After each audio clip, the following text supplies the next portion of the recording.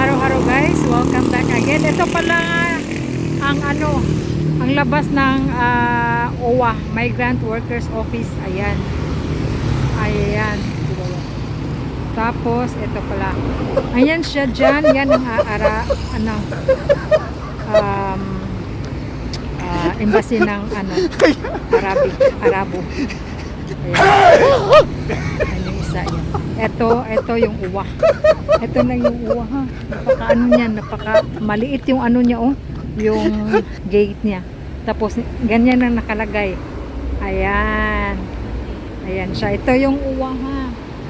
Bagong uwa dito sa sa Malaysia. Embassy. Philippine Embassy, Malaysia. So ayan. So yun yung isa. Ayan. Ayan yung Arabic Embassy, no? Ito po yung Embassy, Philippine Embassy. Philippine Embassy. Philippine Embassy. Dito. Oh, ayan. Doon kayo mag-parking.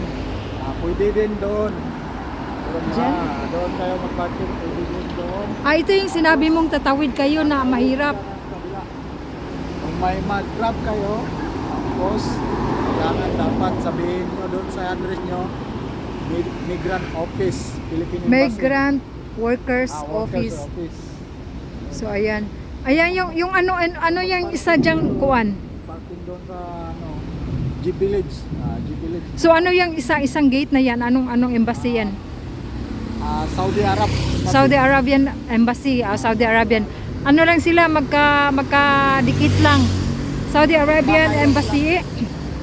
Tapos ito yung Philippine Embassy dyan. OWA. So ayan. Ito yung Disa Park. Ayan. Ito yung lugar na ito. Baka maano kayo.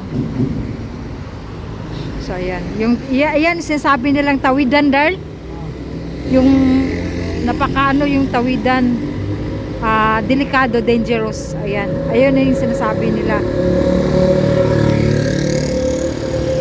Ayan yung tawidan na delikado dahil both side mga So ayan.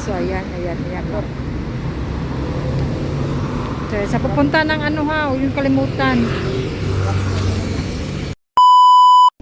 Haro-haro guys. Good morning, good afternoon, good evening po sa ating lahat. Welcome to this vlog. Kaya for today's vlog, ito pala yung ginap sa ating lakad for today. So actually, andito ako sa UWA dahil kukuha tayo ng OPC.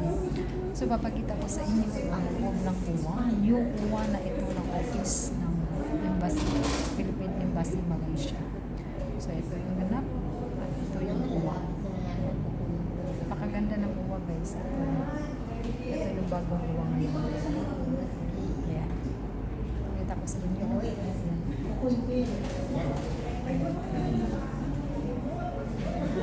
Mga tao, actually ngayon hindi masyadong matao.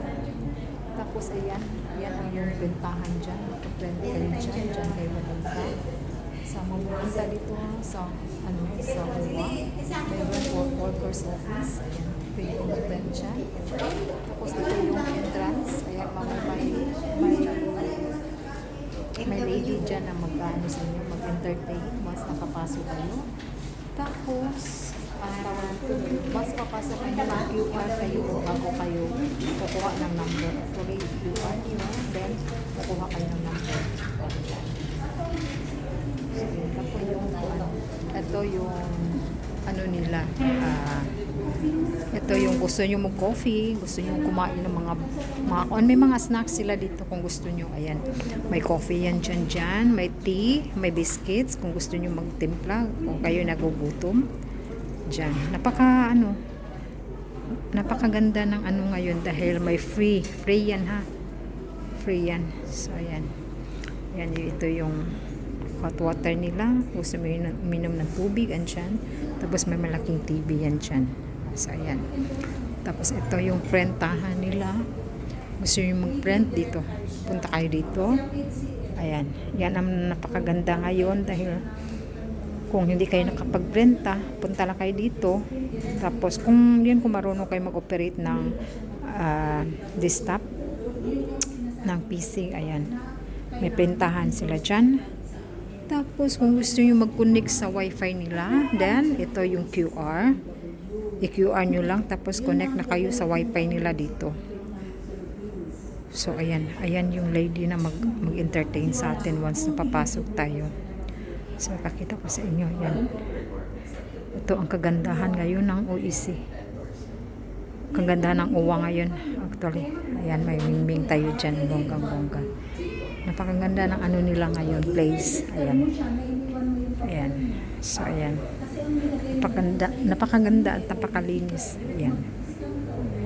So ayan. So dito yung waiting area nila. Uupo tayo dito. Yan. Tapos tatawagin yung name natin doon. May isang lalaki na lalabas. Tatawagin tayo. So, ayan. So, yun lang guys. So, ipapakita ko mamaya ang sa labas naman. Ayan. Ayan. Maganda at napakalinis ng ano nila ngayon. So, ayan.